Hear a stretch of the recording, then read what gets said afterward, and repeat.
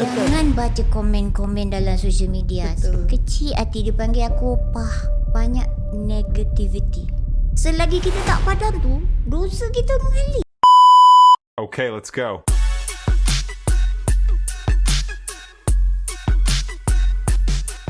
Bismillahirrahmanirrahim. Assalamualaikum warahmatullahi taala wabarakatuh. Anda bersama dengan saya Nora dalam podcast Jom Take 5 bersama dengan Dr. Mus. Sebelum kita panggil Dr. Mus, kita nak cakapkan, sebagaimana kita tahu sebagai wanita ni, semua wanita nak cantik. Kadang-kadang kita sanggup berhabisan, tak kisahlah beribu ringgit ke, berpuluh-puluh ribu ke, apa saja, you name it. Nak kurus, nak cantik, nak lawa, nak slim. Tapi kita tak tahu apa yang bagus, apa yang tak bagus. Ada risiko ketidak. Jadi kita tanya doktor lah, sebab saya tak tahu. Jadi kita bersama dengan Dr. Mus. Assalamualaikum semua. Assalamualaikum Dato', apa khabar? Alhamdulillah. Hari ni episod baru, tapi saya hari ni I rasa Dato' Nora setiap hari dia ada some revenge nak attack. Semalam attack lain because dia cakap ada dua lelaki kena attack. Hari ni kawan dia yang sebelah dia lagi nak attack. Okay, so apa nak attack hari ni? Apa cakap? Sebenarnya bukan nak attack, tapi tiap-tiap hari saya kena prepare. Saya nak tanya apa? Saya nak tanya sebab saya suka bertanya. Yeah. So tadi bila starting tadi saya cakap, kita sebagai wanita doktor, especially tak kira lah artis ke, influencer ke, businesswoman ke, very subjektif. Semua orang nak cantik. Yes. Semua orang nak cantik, semua orang nak lawa, especially nak slim lah kan. Saya je tak slim sekarang. Tapi dalam banyak-banyak sekarang the teknologi macam-macam yang kita dengar kan, kadang-kadang kita tak tahu apakah yang terbaik. Macam saya mengaku saya dah buat macam-macam dah tau. Treatment lah, makan ubat lah, apa yang macam itulah, yang macam inilah, injection lah, apa, semuanya dah cuba. Tapi kadang-kadang dia tak nak juga doktor. So adakah saya perlu jumpa the best bariatric surgeon Asia Pacific? Doktor cerita.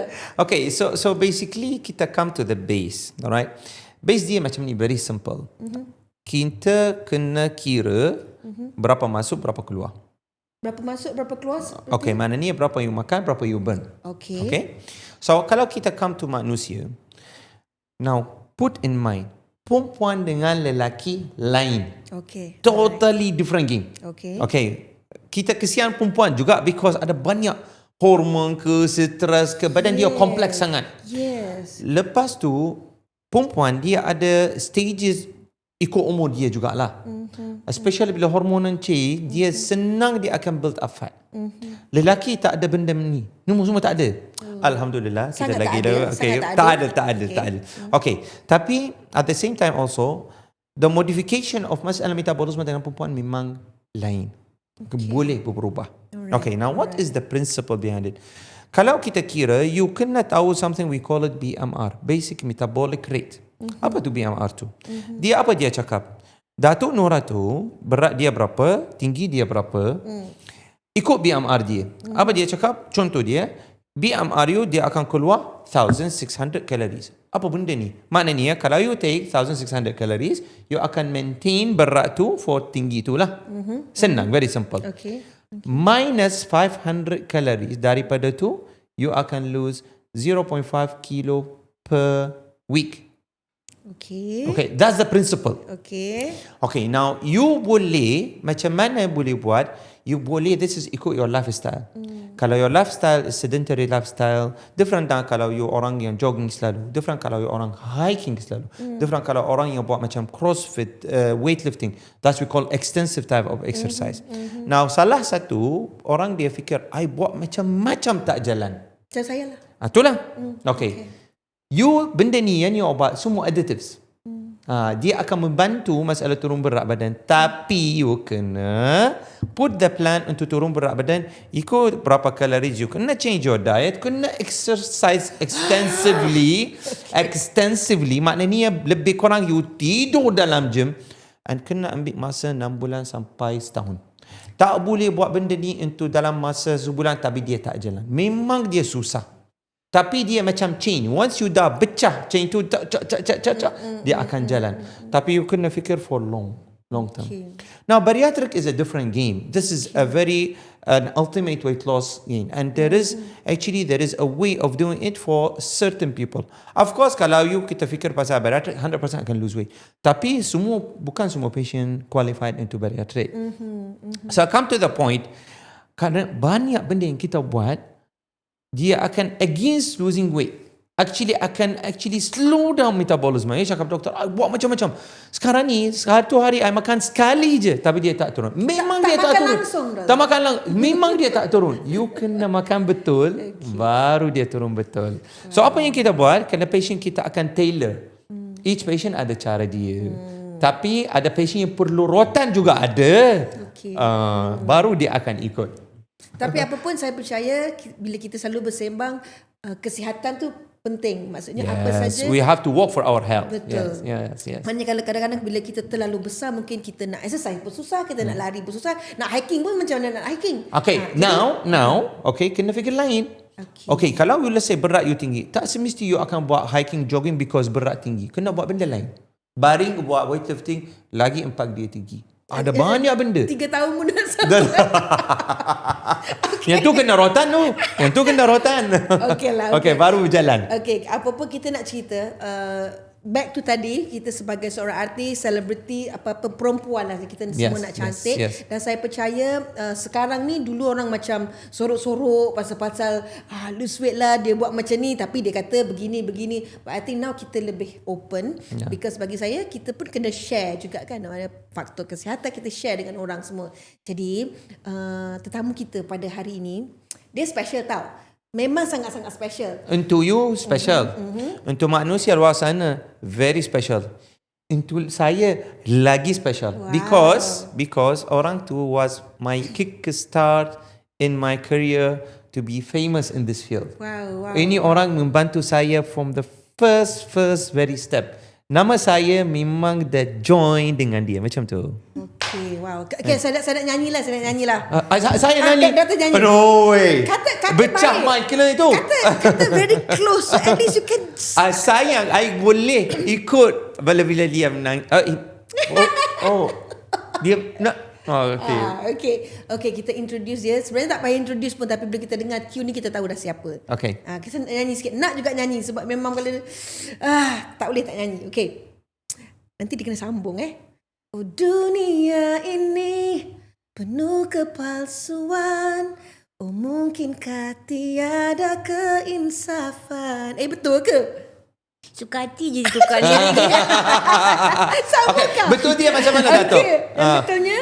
Oh, dunia ini Betul. penuh kepalsuan. Oh, mungkinkah tiada keikhlasan. Wow. Itulah dia tetamu kita, Datuk Aisyah Arifin, yang bukan kakak saya ya. Hari ni semua Arifin style. Arifin. Datuk apa khabar? Assalamualaikum. Alhamdulillah. Terima kasih sangat. Ya. Suka tengok dengan Datuk dengan ceria, dengan orang kata sentiasa ceria. Kita ceria, kita happy, kita ceria. Lama tak jumpa. Ya, kan? Tapi kita perhatikan aja. Kita perhati dari jauh kan. Okey. Sebenarnya doktor, saya mengenali Datuk Aisyah dah lama. Daripada zaman arwah saya lagi, masa mula-mula Datuk Aisyah balik daripada New Zealand. Zaman jahiliah macam Yes. Masa saya mula-mula nak jadi penyanyi, ni kena throwback sikit. Oh my God. Kita selalu cakap, arwah Johan selalu cakap, kita nak jadi penyanyi, kita kena ada 2 contoh, iaitu pada masa tu, at that time, arwah Sudirman. Yes. Why? Because he's a lawyer and also a singer, so educated kan. Yes. And then selepas itu adalah Aisyah lah pada masa tu. Jadi Johan selalu cakap, dia kata Aisyah, dia very educated, dia belajar begini-gini. So I'm like, okay. So sangat-sangat minat dengan nama Aisyah ni. So satu hari, cerita sikit. Satu hari saya datang kat KL. Dia kata, come, I bring you, nak bawa you jumpa my friend. Saya cakap, okay lah, ikut kan. Sampai kat rumah, masuk rumah dekat Ampang tu besar. Saya daripada kampung. Kampung macam bodoh lah kan, macam tu kan. Lepas tu pergi, lepas tu dia betul somebody tu. Dia kata, hi Johan. Saya like, Aisyah. So I masa tu macam takut nak tegur, I duduk je. Dia, oh ni siapa ni? Macam tu. Lepas tu Johan kata, oh ni kawan. Lepas tu dia kata nak dia penyanyi kan. Lepas tu dia cakap apa tau? Dia penyanyi. Tak payah dia penyanyi lah. That was kita ni kita Tak excited. encouraging lah. Betul kan? Kita excited nak jumpa dia. Dia cakap macam tu. I'm like, okay lah. I rasa je you like 19 tahun 19 tak sampai tahun 20 pada tahun masa pun tu. masa tu. Oh, ingat lah Datuk, Wow. Ingat lagi. So daripada tu I ingat Cakap tak payahlah. tak payahlah jadi penyanyi. Susah leceh. So that was the first time I jumpa Datuk Aisyah live dekat rumah dia. So daripada situlah kita berkenalan dan arwah pun involved dengan dia punya album dan sebagainya. Sampailah sekarang. And then saya banyak lagu-lagu dan orang kata mengikuti journey Kak Aisyah. Okay, so hari ni kita nak share ramai yang kenal Datuk Aisyah dulu. Dan mungkin orang tengok Datuk Aisyah sekarang. Jadi mungkin Datuk Aisyah nak cerita the journey, the perjalanan daripada fan club. Kadang-kadang kalau kita cakap pasal social media sekarang, orang tahu kita tapi orang tak tahu kita punya 30 years ago punya cerita kan. Jadi mungkin Datuk nak throwback sikit, siapakah yang dinamakan Datuk Aisyah Arifin tu? Sebenarnya Mungkin bermula daripada fan club lah ya. bermula daripada fan club. Kadang-kadang bila sekarang lah maybe Gen Z Betul. yang tengok saya kata makcik mana ni. Especially kalau saya nyanyi balik lagu fan club saya, dia kata siapa ni terkinja-kinja tak kedor diri ni kan dah tua bangka. Dia tak tahu sebenarnya tu adalah lagu lama kita. Kita saja nak imbau kembali kalau dalam my social media account. Dan memang tahun 97 saya bermula dengan kumpulan fan club, balik ke Malaysia. Masa tu saya baru 24 tahun. Masa tu. Saya menyanyi pun lambat juga. Pasal saya ke sana ke universiti kan. So perjalanan tu daripada kumpulan The Fan Club, lepas tu kita ada 2 album, kita pernah pergi New York, kita pernah pergi semualah untuk showcase and all that, lagu yang pernah masuk pada American Top 40 dan itu semua rasanya yang budak-budak ni tak tahu. Dia tak tahu sebab zaman tu tak ada social media. Je. Nenek ada yang tulis dalam jangan baca komen-komen dalam social media. Kecil hati dia panggil aku opah. Okay, Dia panggil nenek mana yang dah nak. And it's like okay. Okay, dalam dunia social media hari ni kadang-kadang orang ni kan suka-suka hati je dah dia cakap orang ni, orang tu, orang ni, orang tu tanpa dia tak pernah buat research ke study ke siapa yang diorang maksudkan. Contoh macam Datuk Aisyah Arifin. Korang kenal hari ni, korang tak kenal dia punya history, dia punya sejarah, dia punya achievement, dia punya kejayaan dia 30 tahun dulu, 40 tahun dulu, 20 tahun dulu yang korang tak ada lagi pun masa tu. Jadi janganlah kita senang-senang saja, malah kita boleh jadikan benda tu sebagai inspirasi kan Datuk kan. So Datuk kira salah seorang artis Malaysia yang sudah menempa nama di antarabangsa daripada awal lagi sebelum orang start. So Datuk Aisyah is one of the first. So mungkin Datuk Aisyah nak cerita sikit mungkin pada masa tu macam mana, lepas tu balik sini supaya orang semua tahu. Ya, sebenarnya itulah. Kadang-kadang ini yang saya perhatikan bila saya balik ke Malaysia. There's banyak negativity. Kita punya orang, I'm sorry to say, kita punya orang kadang-kadang tidak mau support dan cepat menghukum bakat kita sendiri, homegrown talent. Padahal kalau yang lain-lain tu kadang-kadang yang kat luar tu datang, kita puja, kita, tapi kadang bila saya dengar macam macam ni, you know, like Okey pula kan? Okey pula, you all boleh terima pula, itu yang buat. So kadang-kadang kita kena contohi macam negara jiran. Bagaimana orang-orang dia, rakyat dia support the industry, talent kita. Begitu juga kalau kita tengok Korea.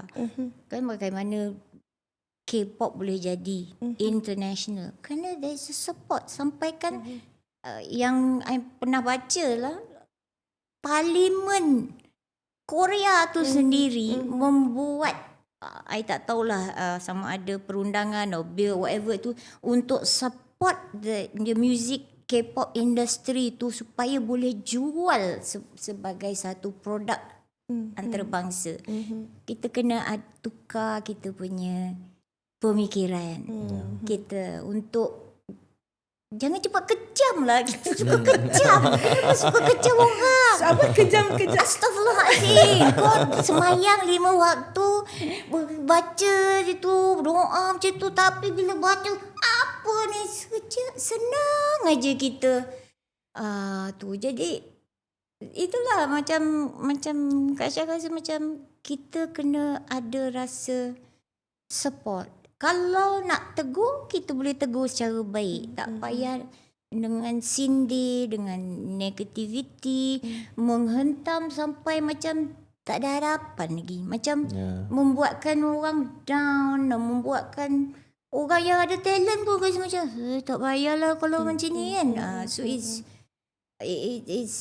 kita kena tukar mindset kita macam tu. Kena tukar mindset. Kita bercakap. Ya, kita selalu kita cakap pasal mindset. Mindset. So, sometimes bila kita fikir kita buat benda yang sesuatu, kalau kita benda ni kita tahu Tuhan memang kita tak buat benda salah. Okay, lepas tu. Now, one of the thing that in dalam hidup kita, lagi you naik, lagi mesti ada orang akan tarik. That is the rule of them. Ya, memang this is the regulation. Tapi kita kena kuat jugalah. Kena tahu benda ni kita buat betul, kita tahu kita betul, niat kita baik. So just kadang-kadang kena move ignore on. Just move on lah, Datuk. Betul. Sebab kadang-kadang yang pasal social media jangan baca. Jangan baca komen. Jangan baca. Jangan baca komen. Boleh sakit jantung.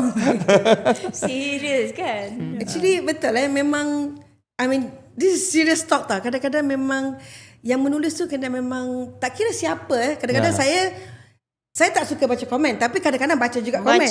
Baca tu bukan sebab nak nak dengar, tapi saya berfikir kenapa dia orang berfikiran macam ni Padahal benda tu tak ada kena-mengena pun. Kepada sesiapa pun, kepada orang ni, kepada masyarakat, ya Allah. Tapi itulah cabaran-cabaran yang ada sekarang, the mindset kan. Kadang-kadang memang boleh jadi mental juga kita kalau kita nak kira. Dan kita semua datang dari background yang berlainan. Jadi kadang-kadang apa yang kita rasa macam funny, orang kecam gila. Macam, they took it seriously. Macam, kenapa? Lah, macam sometimes mungkin ada, tak tahulah, ada generation gap ke atau communication ada yang tak kena. Dia macam short macam tu kan. Dan apa yang kita katakan tu, dia twist menjadi satu perkara yang sangat-sangat orang tak, mungkin orang yang tak pernah rasa. You pun, kita semua pernah rasa, right? Dikutuk macam tu. Bila macam kadang-kadang benda ni memang kita tak terfikir pun. Maksud kita tu lain. Betul. Tapi orang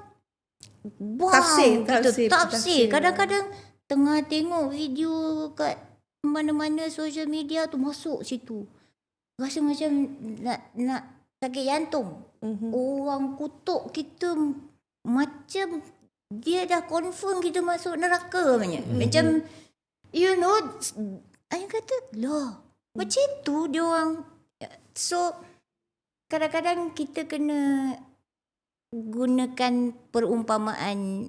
I think the English saying say, if you don't have anything nice to say, just keep quiet. Dan social media ni sebenarnya dia ada kebaikan dia, tapi keburukan dia ialah dia membuatkan generasi sekarang merasa entitled. Bagi Kak Syah, I have learned that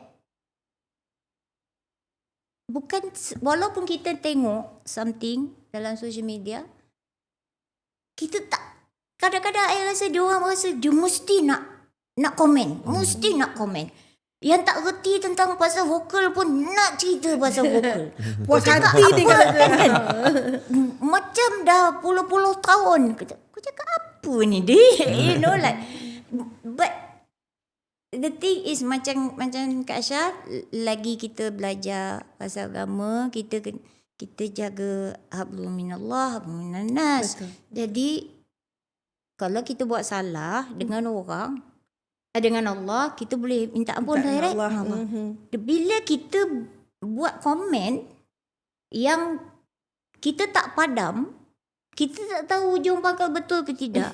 24 jam seminggu, 24/7, selagi kita tak padam tu, dosa kita mengalir. Jadi I restrain. Kadang-kadang nak juga buat komen ke, tapi macam tak payahlah kawan kan, you know. And also takut kadang kita buka jalan untuk orang lain pun sama. Ya, Condemn. betul. Sebab orang ni memang buat benda ni memang nak get your attention. Yeah. So just kena ignore. Kalau dia cakap benda yang baik, tak ada dapat attention kan. Tak dapat. Sebab tu orang suka. Tapi kita macam ni lah. Even kalau ikut. Okay, so I nak cakap pasal somebody. X also. Oh, orang ni baik sangat. He always taking care of his family whatsoever. Tapi apa? Tapi dia duduk nak dengar. Okay. Kita manusia memang macam tu. Kita suka the negative. Because yang positive is actually considered macam credit. Credit for yourself. Okay, okay, I'm talking about this X person. Credit for himself. Tapi the negative, baru kita boleh gossip. Jom. Nak dengar. Okay, alright. Okay, kita sebut tentang social media tadi. Tapi macam Datuk kata tadi last. Tapi nak tak nak, dalam dunia hari ni memang kita perlukan social media. Saya sendiri pun sebenarnya kalau duk ikut-ikutkan. Kalau ikut hati. Kalau ikut hati saya dah cakap, actually I don't want social media. Tak nak sebenarnya. Sebab tu sampai sekarang pun, Kak Syah kalau di TikTok, saya belum pernah buat live. Pasal saya rasa expose bila macam I think you had a problem with that. Tak siapa-siapa lah yang kat luar tu dia suddenly throw comment yang buat kita, you know. I pernah buat live I think on Facebook, and then tiba-tiba masa tu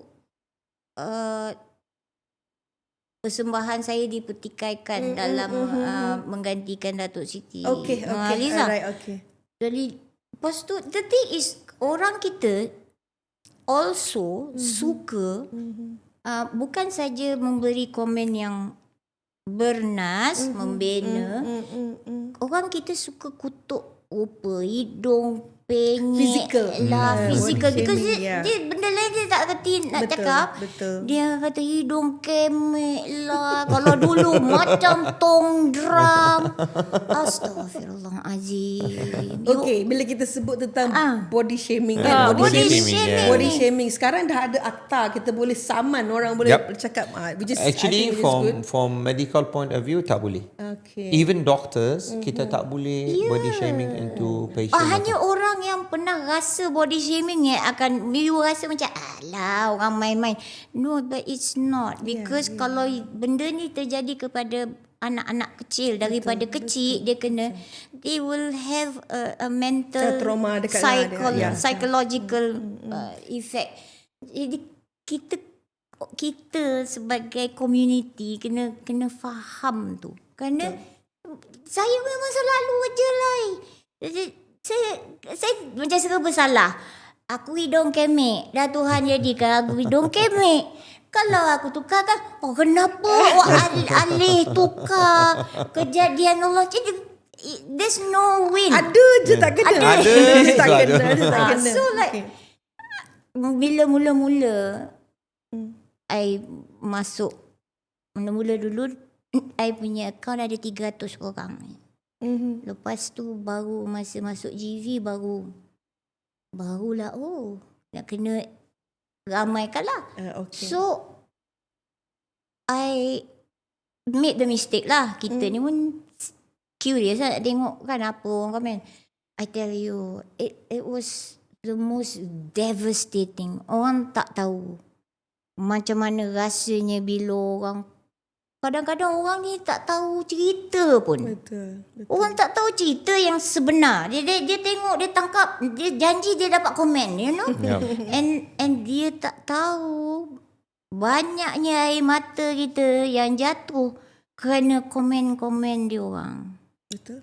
You know, and itulah macam Kak Aisyah cakap, hablum minallah wa minan nas.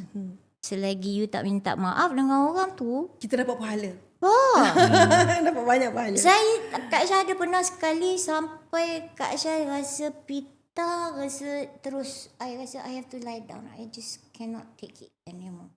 And that's when I learned that baca sikit-sikit je, jangan baca. Tak payah, jangan baca don't je. go deep inside. Okay. Kalau you tengah ada something topik viral tentang you, baik jangan baca. Jangan baca. Betul. Because Dia sakit hati je. Dia buat sakit hati je. You spoil you punya hari je.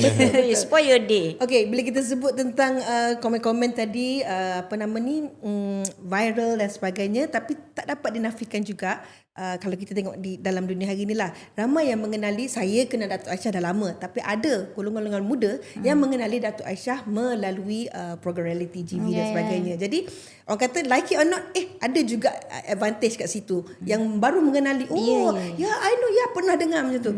Jadi mungkin tapi mungkin penampilan Datuk Aisyah pada masa tu dengan hari ni memang sangat-sangat berbeza lah. Jadi mungkin Datuk nak share saya nak tanya dulu, apakah yang tercetusnya nak masuk satu sebab Datuk Aisyah kot kan, Datuk Aisyah satu nama yang besar kot, dah berjaya international singer kot kan, nak masuk kat situ satu. Satu lagi dengan penampilan tu, and then after that you transform dan sebagainya. Mungkin macam freezer berjalan. Okay, mungkin Datuk saya yang nak cakap. yang tu kita tak boleh sebut. Kita tak boleh sebut. Kita tak boleh. Okey, bukan kerja. Itu I sebut. I pun sedar diri. Okay.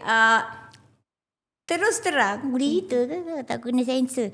Masa I terima tawaran tu, sebenarnya saya masuk kerana saya telah digam daripada semua TV station kerana penglibatan politik. Okay. So saya kata, you all betul ke nak ambil I? I memang tak boleh keluar. I think dalam dekat hampir 5 tahun muka saya tak keluar dalam TV kerana saya aktif dalam politik. I don't know why, because kalau kita menyanyi bukan kita cerita pasal politik pun kan. Itu politik masa-masa politik lah. Masa nyanyi kita nyanyi Dua lah alam, kan. dua alam tak boleh. Dua alam tu, dua alam. Dia tak boleh. So saya telah digam, dan ramai juga kawan-kawan artis lain yang aktif dalam politik masa tu, kita semua tak boleh keluar. So I kata, okay, ini je lah cara I nak dapat keluar balik dalam Industri, TV, dalam industri. Dah berapa tahun muka ni tak keluar. So just to correct Datuk, so during this period, kalau kita kira berapa, 5 tahun, during period tu Datuk tak ada performance, tak ada apa-apa? Tak ada. Not Sampai for kan TV. tak ada yang Tak TV. not TV, not radio. Ada, saya pernah sampai saya kata sampai macam tu sekali band yang saya kena, kerana saya dengar lagu saya dalam radio, dia sebut siapa komposer, siapa lyricist, tak sebut siapa nyanyi. Ya Allah. Kata sampai macam tu. So what happened was that they fight untuk, walaupun ada yang datang ganggu jugalah, kenapa keluarkan dia ni muka dia ni aktif dalam politik. So they fought for it because they were independent kan. Jadi itu salah satu sebab yang kuat lah untuk masuk balik. Because I just jambatan lah untuk masuk platform balik. Pasal kata I've got nothing to lose. You know, at that time. So kita masuk je lah. Dan walaupun saya lah satu-satu artis rasanya di Malaysia ni yang pernah merasa badan dia dalam all the sizes. Okay. You know, daripada yang paling kecil nanti dalam size 6, size sekarang 8 sampai ke UK 24, 26. Okay. Saya dah rasa semua. So Kak Aisyah, Jadi kalau orang tengok, siapa Gen Z yang tengok, yang Google, dia Google tengok, nasib lah dia kalau dia tengok, dia dapat yang video yang saya masa this size. So yeah, variation. so now, That's a good one. Dato' nak cerita the journey tu, apa yang menyebabkan Dato' akhirnya daripada size sekian-sekian nak ke back to size sekian-sekian. Apakah sebab dia dan macam mana cerita? Sebenarnya masa Adakah lepas masuk GV tu ke ataupun sebelum lepas? Okay. Masa lepas saya trip. immediately After the trip GV. Masa I was with the fan club, I think I'm about what I am now. I think I'm smaller than masa saya fan club dulu. So saya macam Kak Aisyah ni, I notice that I'm emotional eater. Orang kata Stress makan. hati senang. Betul. Hati senang kan. No. Bila saya stres, saya makan. Give me 5. Malam barulah cakap. Saya kalau ada something yang upset me, I will go straight to the kitchen. Apa dia? Makan. So Food itu is macam fun. terapi. Food is fun. Which is bad. Dan macam Nora jugalah, macam Kak Aisyah dah try everything. Kak Aisyah pernah untuk, I think it was kasihnya Balkis untuk AJL. I tried very hard on the treadmill every day for over a month. I was on the treadmill 5 kilometers a day. Okay. I turun 1 kg. You tak rasa macam you tak pergi dapur makan. tak payah. Jadi akhirnya yang 1 kg Dah tu break I dah. pergi kitchen, I makan naik 2 kg. And it's happy. Yeah. Kasihlah dia sakit hati. Okay. Tak tahulah. I think mungkin daripada usia muda dulu dia asyik yo-yo dieting. So it messes kita punya metabolic rate lah. Macam kita cakap metabolic rate. Perempuan pula metabolic rate dia crawling. Dia, kalau you dah biasa turun naik, turun dah main, makan ubat macam-macam. Macam-macam dah try kan.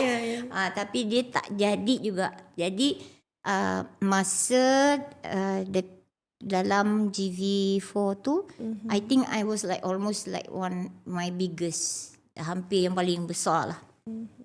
I think sebelum tu I lebih besar, tapi masa dah masuk GV tu stress, jadi dia kurang sikit. Jadi bila menang tu December, I was introduced to Dr. Mus in Puan Rafi'ah. Bulan Februari just after that. Kita jumpa lepas your trip, Europe trip. Right. Sebelum. And doktor ni kan, dia tahu kita bulat kan, tapi kita jumpa kat mana? Kat restoran Arab. Dia bagi kita makan. Lepas tu kita buka ni satu VIP room, berduduk. Kita nak jumpa Aisyah, kau Oi. So kita memang kena celebrate macam mana? I was introduced by Datuk Dr. Chef Zam. Okay. Because dia pun pernah buat bariatric. Dia was like years ago kan. No, 2008. Lama. Dia lah one of the pioneer yang pernah. So I takut sebenarnya. Pun takut bukannya berani sangat nak potong-potong perut. Because I have been relatively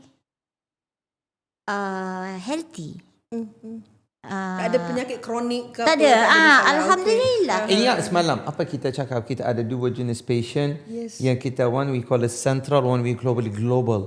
Orang global besar macam mana dia tak ada penyakit. Datuk macam tu. Ya? Dia Sampai satu biji besar, dia tak akan dapat penyakit. Doktor cakap apa? iya ke? Satu biji besar. I mean describing. Humpty Dumpty kan? Tak. Okay, dia kalau let's say contoh dia, kalau you cakap satu biji gomok yang tu body shaming. Oh. Okay, kalau you cakap okay, you actually consider you obese, tak boleh. You cakap berat you naik tinggi. Intonasi juga pun memainkan peranan. Description fine, don't shame. Intonasi. Pandai kita tahu. Tak tahu. Intonasi pun Betul. memainkan peranan Nora. Pasal bila kata gemuk, dia tak sakit hati sangat. Dia kata gemuknya kan. Aduh, Eka, kecil besar aku pandang kau kan. Jadi Dato' Jumpa Dr. doktor? Syazan kita jumpa. I was like thinking, oh God, you know, I've tried everything. Dan I punya macam all my levels lah. My sugar level, apa semua, my BMI semua like 40 plus kan. Semua, and then my sugar level, cholesterol level, semua like borderline.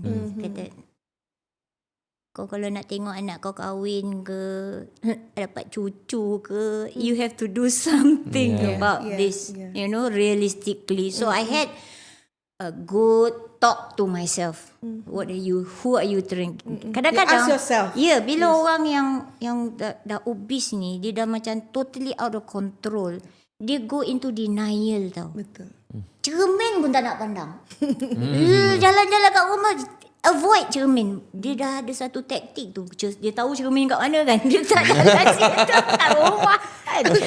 Dia tak nak, because when you look into the mirror, you like, oh, this is not me. Aisyah yang sebenarnya dia orang dia ranggi, dia suka. Walaupun saya besar, sebiji besar macam kata doktor tu, I used to walk very fast. I still walk very fast. Walaupun kaki saya senam, badan 110 kg, tapi kaki sakit, lutut. I was like, that was my deciding point. Because tak balance, is it? Yeah. No, Dia especially kaki kecil. So even dia cakap satu, I remember dia cakap after pergi to Europe. and you know they use a lot of Cobblestone. cobblestone. Yeah, Cobblestone. So betul. dia tak even. And so happen Dato' dia cakap masa tu dia pakai a bit heel. Yes, okay. Oh, so memang struggle a lot. Betul. So this is the one decided. Yeah, that was like my, because Kak Aisyah dah sampai ke tahap lutut ni, dia sampai ke, kalau I nak bangun jalan, I kena stop dulu. I kena bangun, Diri relax dulu. dulu kan. Step by step Baru macam boleh jalan. Kadang-kadang dia jam. Faham? Lepas tu, I have a problem lah, because kaki besar, badan besar, jari kecil, kaki kecil. Jadi dia tak tertampung. Macam doktor cakap, for every kg Yeah, you ada overweight, 5 to 6 kg impact. dia impact pada lutut kita dalam 5 ke 6 kg. Maknanya kalau kita overweight 10 kg je pun, atas lutut kita ni seperti 50 kg. Ya, betul. Jadi masa Kak Aisyah pergi ke Eastern Europe tu, memang cobblestone semua, jalan betul-betul macam Humpty Dumpty. Macam tu, dia tak straight kan. Memang sakit. To me. Tapi bila orang tanya, sakit tak? Kan? I kata sakit lagi lutut. Okay. Because siapa pernah sakit lutut will know. Tahu ya. Kan? Sakit je. So that's like kata, well, whether I have to, but lepas when I decided, I read, I baca, I find out, I try and find out, so that I am mentally prepared. I know what I'm getting myself into, and that's what I notice. Ramai orang yang buat bariatric ni, dia tak kaji dulu, dan dia punya expectation dia tak realistik. Dan dia tak bersedia untuk tukar mindset dia. Tukar mindset pasal bariatric ni dia akan bantu kita portion control, banyak makan sikit je. Tapi yang ini yang akan kontrol CPU kita ni, yang akan kontrol kita. Then that's why macam lepas dia orang tengok I have lost weight kan, I will get a lot. Saya dah jadi macam consultant pula untuk Mus. Dia tanya, Kak, dia dah baru buat bariatric 2 minggu ke 3 minggu ke, tapi I dah telur rebus 2 biji pun tak boleh makan. I cakap kat dia, you tahu, it took me 3 months. Dekat bulan keempat baru I dapat. 1 bulan yang pertama tu I just had liquid je. Minum saja. That's how Maknanya kena ikut proses-proses dia takut. Dia kata, takut nanti malnourished. Berapa berat you? Okay. 130 kg. Lambat lagi. You nak Store besar. lambat you banyak store you lagi. Don't worry kalau you tak dapat habiskan. Kita punya mindset dia rasa makan tu mesti 2 pinggan. Tapi you dengar nampak macam baik sangat dengar ikut arahan wasabat. Hari kelima after surgery berkeluar menyanyi bertolak suara sampai I rasa atau ya Allah, my surgery nak pecah. That's what are you doing? No, 10 days. 10 days. 10 days after. Memang tak bagi tahu. Kalau I bagi tahu, sure tak kena Okey, bagi tahu. I tak bagi tahu dia lah yang I ada show. Okay. 10 hari selepas bariatric tu. So memang 10 hari selepas bariatric I ikut pergi nyanyi. Lagu apa? I hantar video. Ya, All by Celine Dion. myself. Bertolak. Doktor menjerit. Doktor menjerit. Tapi memang boleh push. Memang tak ada rasa sakit, tak ada rasa. Tapi bongkong macam orang lepas bersalin. Ya. Okay. But the thing is, it's all in the mind. Ini satu lagi mindset. Kadang-kadang I kata yang DM I ni manja ke korang ni, sakit sikit macam I. First day kita dah jalan. By the second day, tak think 3 hari 4 hari saya dah discharge. Hari ke-10 saya dah pergi show. Menunjukkan kalau mindset, because kuat. secara fizikal kita punya luka tak banyak. Luka kita 5 lubang where the tools are. Dalam lah kita kena jaga. Saya rasa kita kena kuat tau. Kita kena Semangat kuat tu kena semangat untuk sihat. Because I nak sihat. I tak nak anak-anak I susah kalau I sakit. Because I come from dalam family yang ada potong kaki because of diabetes. I boleh-boleh tak nak tu semua. Okay. Pasal I learn betapa seksanya dan kesian pada orang keliling kita juga yang terpaksa jaga kita. So kalau nak jadi tu memang tak ada orang lah kan. Tapi kita usaha untuk avoid. That's why I did it. Saya tak kira nak cantik ke, nak kuat, tapi I wanted to be healthy. Okay. The key is nak sihat. Yep. Nak sihat. So Actually, I always tell orang yang successful in bariatric surgery, orang yang betul yang dah berubah. Berubah maknanya you dah already enjoy something new. Enjoy sekarang ni you tahu I enjoy this type of food, I enjoy, but yang you dah dapat balik benda yang dah hilang, yang dah lepas dah berapa tahun, bila you dapat balik you kena pegang. Yes. Actually Dato' Aisyah walaupun pasal menani yang tu dia curi-curi behind I, tapi she is one of my best patient ever. Very disciplined. Really. Kadang-kadang I don't know dia tipu I, tapi berapa kali kita berjumpa and I look at her, cara makanan dia wasaba memang betul-betul disiplin. I mean you memang discipline. I mean you can see the result. 2017, right? 2018. 18. Early awal. berapa tahun dan berapa tahun boleh sampai to that weight and then maintain tu berapa lama? Berapa lama? February, I remember hujung February 2018. Start buat. Kita lalui the first initial. Memang first few months tu memang akan drop banyak. Laju. Pasal kita tak makan kan, kita minum aja banyak liquid diet. So the first 15 kgs was Kacang. Easy. Lepas tu masuk ke 20, 25 dia dah mula slow down. Then kita macam alamak, you know. That's ramai yang kena trap Itu macam tu. part yang apa? Ada apa yang panggil- give up Yes, dan dia yes, akan yes. naik balik and all that.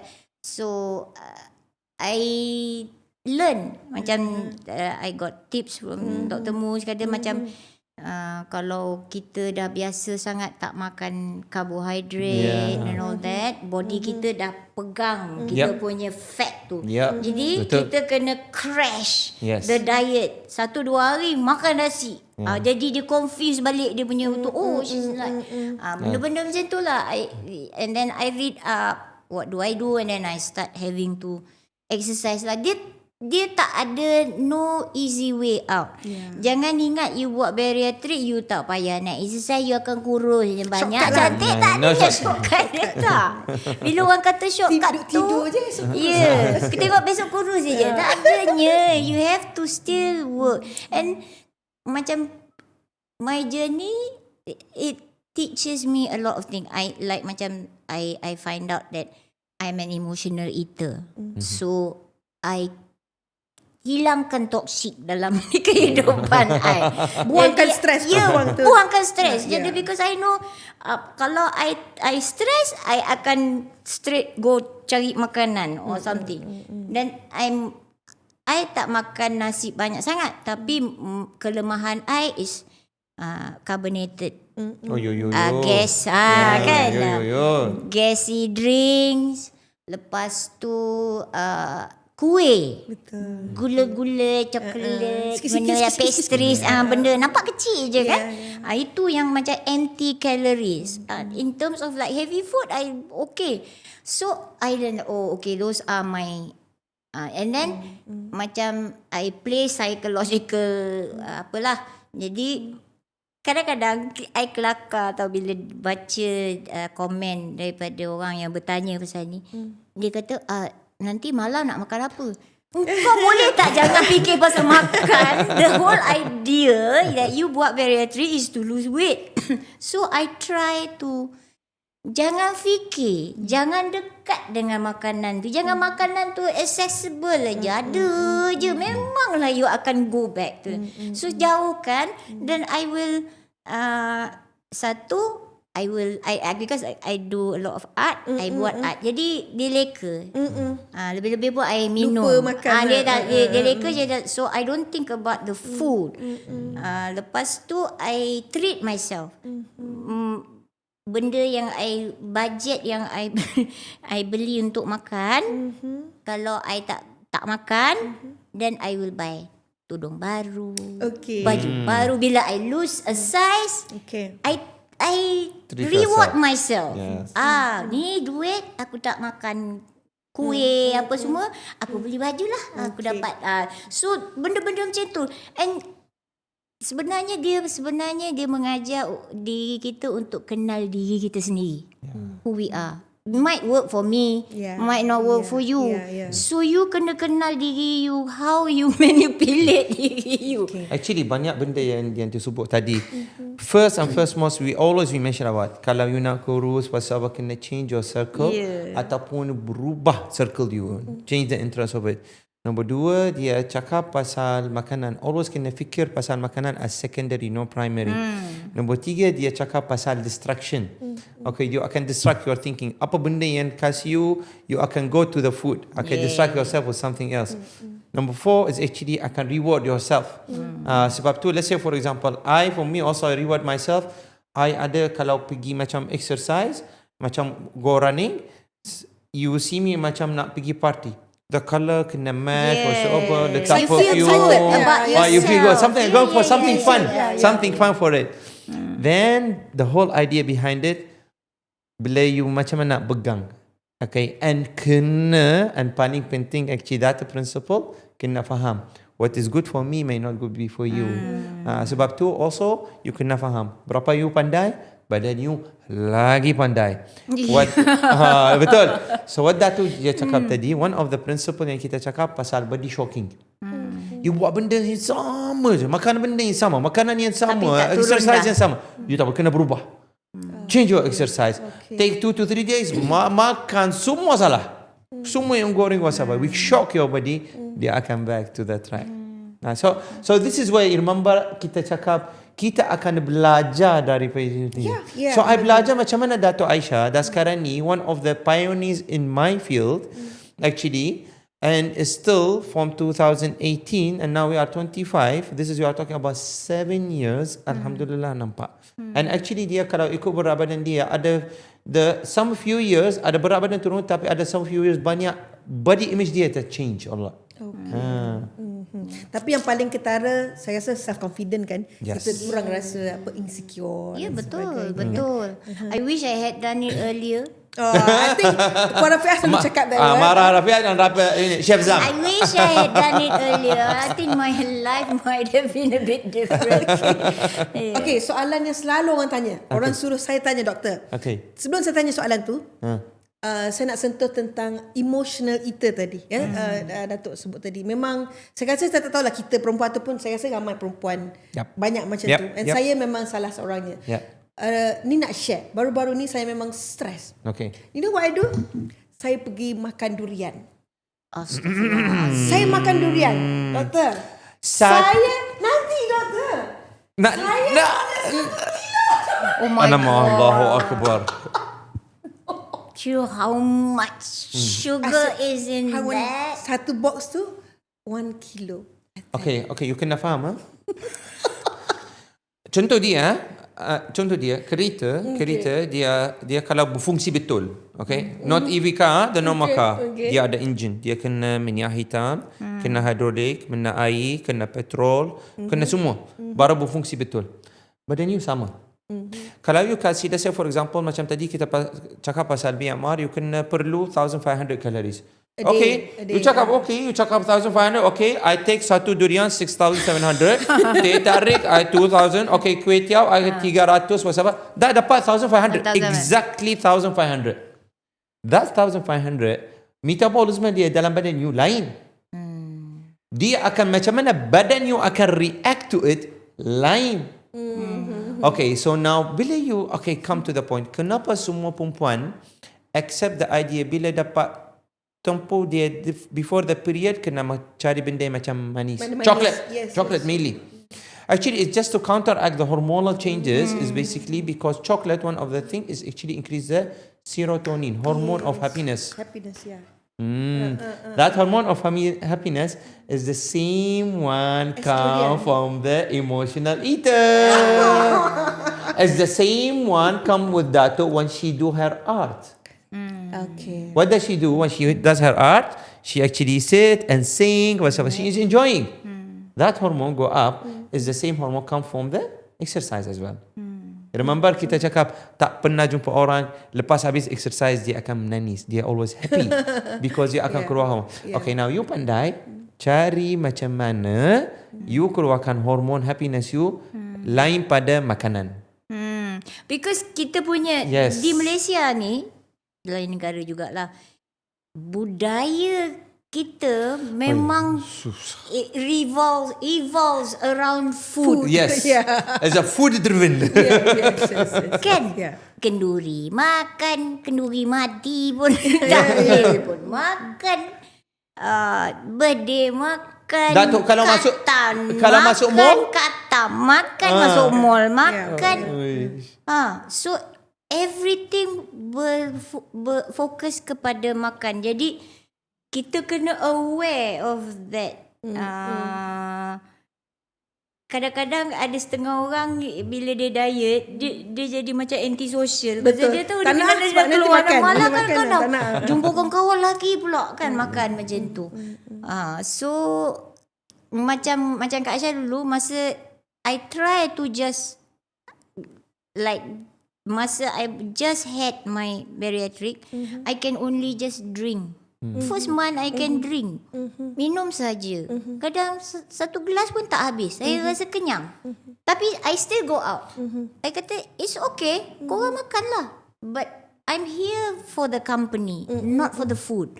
That's what you need to teach ajar balik. Bukannya nak pergi kenduri tu nak apa orang kata walau nak makan semua macam lagi dulu. ada apa yang ada dekat buffet table tu you nak makan. Betul. Soalan tadi. Okay. Wah. Tapi apa pun saya makan 1 kilo durian memang buat saya happy. And that's it. Wow. Musangking. Memang saya boleh makan. Saya tak ada. Tak kira musangking ke, actually I don't know whatever, kira dosa lah. Tak apa. That's it. Okay, alright. Orang tanya kalau lepas buat bariatric, ada tak chances boleh naik balik? Yeah. Okay, so basically macam Datuk tadi cakap, we say bariatric is a kickstart for a new lifestyle, Now when we treat orang yang ada masalah berat badan tinggi, we are not treating the berat sahaja. Okay. We treat the metabolism yang berlaku because of berat badan tu. Kita treat, we call it morbid obesity. Obesity yang jadi bahaya pasal your hidup. So, apa yang kita buat? Kita treat all this penyakit-penyakit yang you dapat. Yang sakit lutut, yang darah tinggi, yang kencing manis, yang semua. Weight loss is actually bonus. Okay. So if you accept the idea of you go into 2-track, weight loss track, and that will be in your first 1 year plus, then maintenance track. So when the moment mula-mula bila you start, you already accept, okay doctor, we sign the contract, I akan ikut arahan, I nak berubah, I nak change my lifestyle, I nak change my makanan, I want to exercise or whatsoever. Then you can come to the point you said, okay, saya sendiri, I suka makan. Orang kasih I makan, I makan. Tapi at the same time, I compensate with my exercise. You kena tahu badan you macam mana. Ada reward, tapi janganlah reward all the time. Kena kerja. Alright. Okay. Dia macam Kak Syah. Kak Syah tak for one thing like I said, I don't ever want to go back to. Yeah. Pasal apa? I always tell kau jangan bodoh. Baju kau dah semua kau dah sedekahkan kat orang. Baju besar sekarang tinggal baju kecil-kecil je. Lepas tu I layan diri I because I suka beli baju, I suka fashion. So I said if you go back to that, then you akan melalui perasaan lalu dekat kedai baju, tengok cantiknya baju tu, tapi kau masuk Tak ada size. kau tengok sales girls tu kata in your dreams. Kata you got that in my size.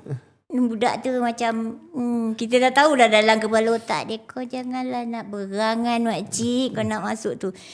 Now I almost never have any problem in sizing, and I don't want to go back to that, you know, because bukannya lah nak pakai bikini ke apa kan, but it's just that you can, if you want to go, you can. So you don't want to go back. I always said, don't go back to that. And then macam Kak Syah, kalau I rasa kalau I timbang naik sikit, then I will cepat-cepat change that. Sama ada the next day I puasa ke, ataupun I do something take care lah, jangan reward sangat.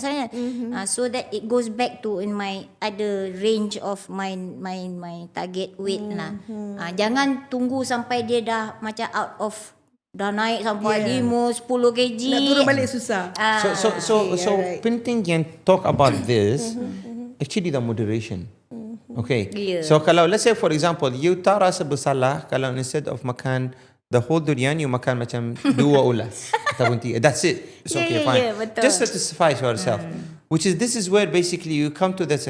You will not have this crazy craving about things when you have a good self-control. Betul. Betul. Reward, but moderation. Ya.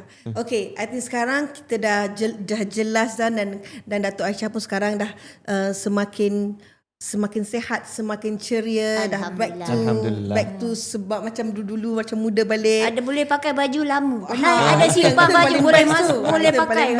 Saya confident makin tinggi, makin popular, dan dengarnya Datuk pun dah keluarkan dengan lagu baru kan, single baru. Mungkin Datuk nak cerita single baru tu lagu siapa, bagaimana, dan apa yang buat Datuk kena keluarkan lagu. Sebab sekarang kan orang cakap orang zaman-zaman macam kita kan tak perlulah buat lagu. So mungkin Datuk nak cerita tentang single terbaru. Title apa tu? Okey, lagunya title dia nanti kalau Nora dengar Nora mesti nangis lagunya. Janganlah. Dia berjudul Taman Keabadian. Allahu Akbar. Okay. Because kita tengok sekarang ni dia bercerita dia tentang kehidupan kita dan perpisahan kita dengan orang yang kita sayang. Dan apa yang membuatkan kita kuat untuk menghadapi that grief, that loss.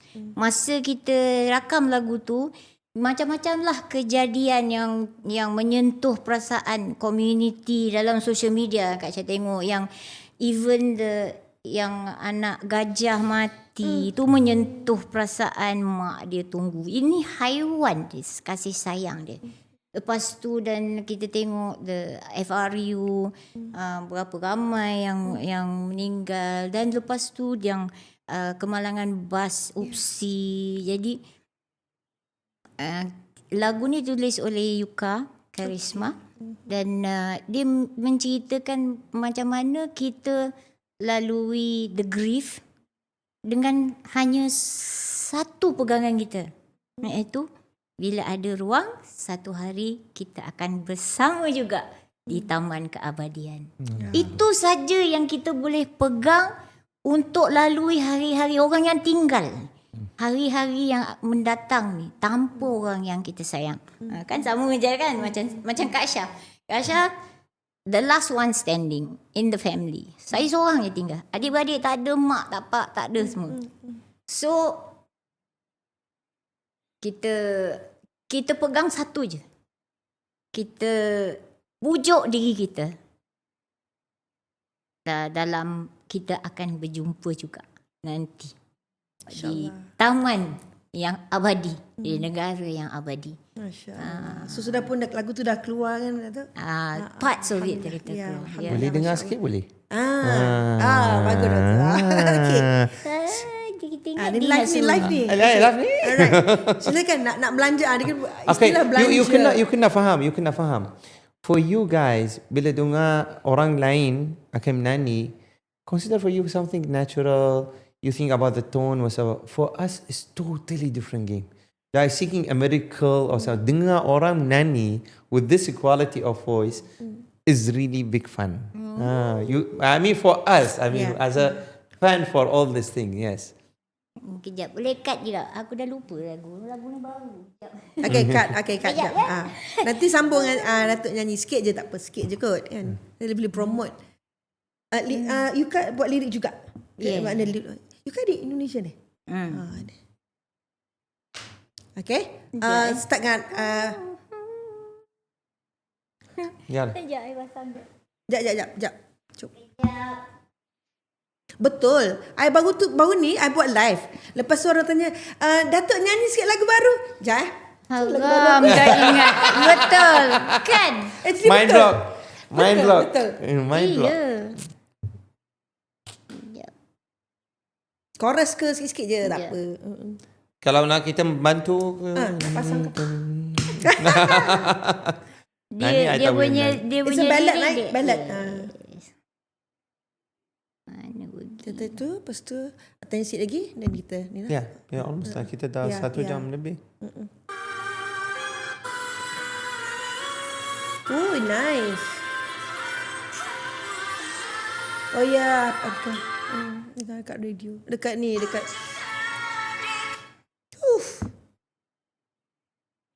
Okay, ready. Okay.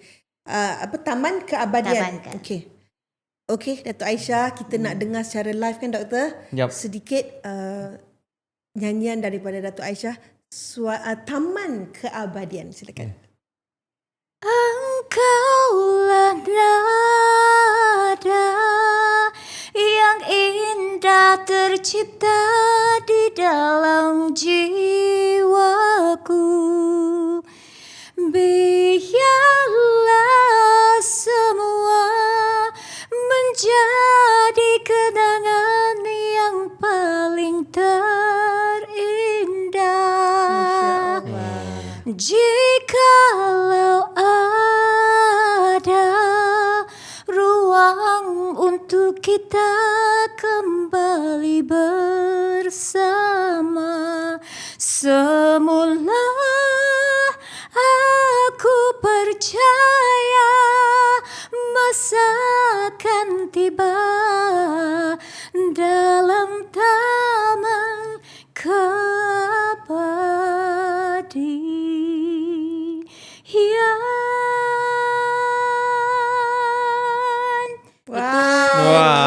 Itu saya nyanyi head voice je lah kan. Dia punya dynamic, dia punya real voice, dia punya half falsetto dia memang itulah suara Dato' Aisyah. Saya menyanyi, kalau menyanyi boleh tinggi sikit. Macam low voice ni susah sikit. Okay. Yang tu susah. Okay. Terima kasih banyak-banyak Terima kasih Datuk. Ya, perkongsian kita. Sorry kita bocor rahsia, right? Ini belum keluar lagi, right? Dah. Dah keluar. Tapi kita ada satu soalan terakhir lah Okey. kepada Datuk. Datuk tengok sekarang dalam industri social media lah, dan Datuk dah 40 tahun lebih Ya, dalam 40 industri. Mungkin harapan Datuk untuk melihat generasi hari ini, industri hari ini macam mana? Saya rasa saya nak, kalau boleh kita lebih positif. Kita sebarkan energi positif. Kadang-kadang macam I selalu membaca dan mengkaji. Kita ni semua adalah energi. Dan bila kita bawa energi positif, dia akan berkait dengan orang lain. Betul. Semua akan merasa Betul. energi negatif. Tapi kalau kita bawa energi negatif, bukan pada diri kita saja, tapi kepada semua tempat orang, tempat kerja kita, semua tu. Jadi kita cuba elakkan energi negatif ni. Kita cuba berhadapan. Kehidupan ni tak senang. Tapi kita kena bagi tahu pada diri kita, kontrol diri kita untuk sentiasa bergetar sebagai energi yang positif. Harap-harap bila kita buat macam tu, kita akan memberi manfaat kepada orang lain. Baik. Sesungguhnya setiap manusia itu adalah orang yang memberi manfaat pada orang lain. Yep. Kan, Doktor? So hari ni bukan saya akan end the episode. Datuk akan end the episode because I nak cakap satu benda. Datuk Aisyah tu seorang yang paling baik dalam dunia. Membantu saya sangat. Masa I buat operation dia, I don't know how kita buat hari ni operation, besok on the newspaper already. I tak tahu macam mana. Kita even dalam hospital kita memang kita letak dia tempat yang orang tak nampak. Still Disorokkan. sorok lah dia. Tapi the journey, apart from what I mentioned just now, memang dia patient yang paling baik, memang dia patient yang very successful, and I'm happy to be part of her life. Tapi this lady has the highest impact on my current situation. Kalau I famous in one place, and in a time that my name linked to this bariatric crossover, actually started masa I start Datuk case, and dia membantu saya sangat. She was referring patients to me. She was replying. A lot of people DM her. I did a lot of live with her and everything about all these things. Really that helped me a lot.